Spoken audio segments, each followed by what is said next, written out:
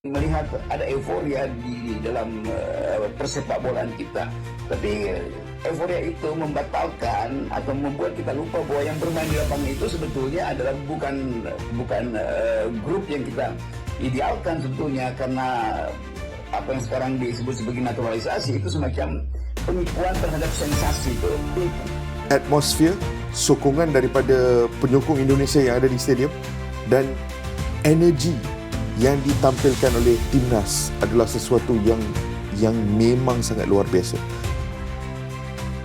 Bualan sotoy Rocky Gerung soal timnas bikin netizen geram dan berbondong-bondong menghujatnya. Dasar tidak tahu diri. PSSI dan para punggawa timnas Indonesia sukses bungkam kesombongan oleh Romeni. Tolak tawaran perkuat timnas, dia akhirnya cuma jadi sampah.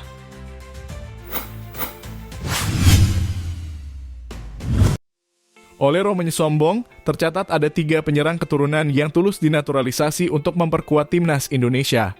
Serangkaian usaha dilakukan PSSI agar Oleh Romeni mau dinaturalisasi menjadi warga negara Indonesia dalam kurung WNI. Namun, usaha itu belum membuahkan hasil. Hal itu dikonfirmasi anggota ex-co PSSI yang biasa mengurusi naturalisasi pemain keturunan, Arya Sinulinga. Oleh dalam kurung, Romeni ya agak berat. Oleh berat karena ada hal-hal prinsip yang agak susah. Ada hal yang kita lakukan. Sudah usaha juga sebenarnya. Pak Ketum dalam kurung Erick Thohir juga langkah-langkahnya sangat baik dan profesional, kata Arya Sinulinga di channel YouTube pribadinya.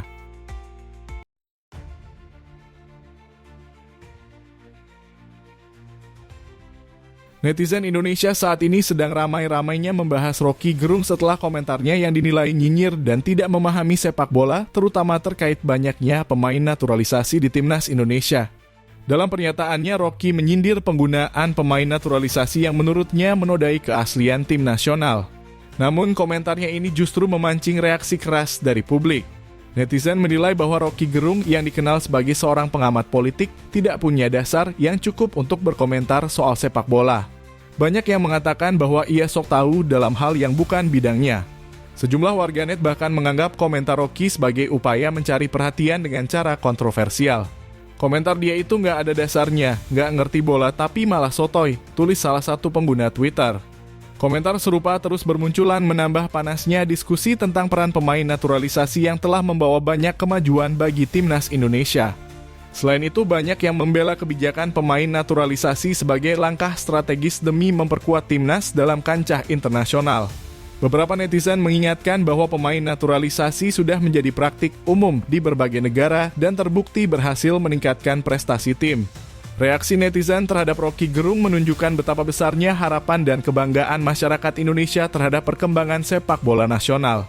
Banyak yang berharap agar kritik soal timnas diberikan oleh mereka yang benar-benar paham tentang sepak bola, bukan sekadar berkomentar asal tanpa wawasan.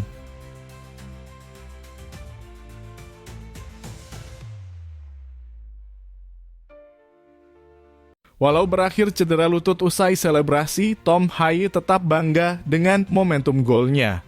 Walau itu sedikit memalukan tapi tetap membanggakan. Ayo kita sama-sama berdoa agar Tom Haye segera pulih dari cederanya. Pemain timnas Indonesia Tom Haye menceritakan momen selebrasi knee slide atau berseluncur dengan lutut di Stadion Utama Gelora Bung Karno dalam kurung SUGBK pekan lalu. Dalam laga penutup grup F putaran kedua kualifikasi Piala Dunia 2026 pada 11 Juni, Tom Haye jadi pembuka keran gol kemenangan 2-0 timnas Indonesia atas Filipina.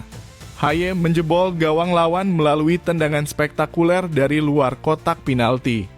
Itu adalah gol pertama Haye untuk timnas Indonesia.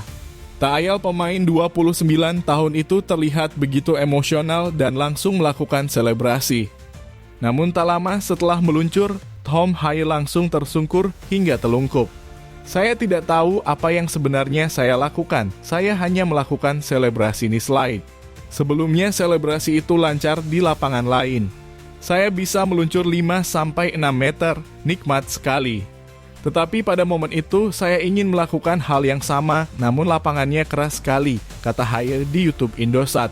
Pemain yang dijuluki Profesor itu mengaku mengalami luka di kedua lututnya. Kendati demikian, Haya merasa kegagalan selebrasi mengurangi kegembiraannya dalam merayakan gol perdana untuk timnas Indonesia. Sekarang saya cedera di kedua lutut. Lukanya terbuka di kedua lutut saya. Tapi tidak membuat selebrasi itu kurang menyenangkan. Saya senang sekali, itu adalah momen yang sangat spesial, ujar Tom Haya yang saat itu melakukan selebrasi sambil menangis.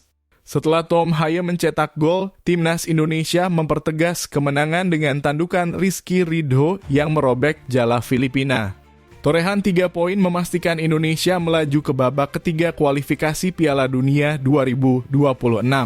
Ini merupakan sejarah bagi Indonesia karena untuk kali pertama skuad Garuda melangkah ke fase utama dalam kualifikasi Piala Dunia.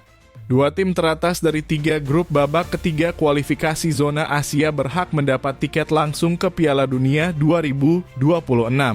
Drawing putaran 3 kualifikasi Piala Dunia 2026 zona Asia akan berlangsung di Kuala Lumpur, Malaysia pada 27 Juni mendatang. Indonesia berada di pot 6 bersama Korea Utara dan Kuwait.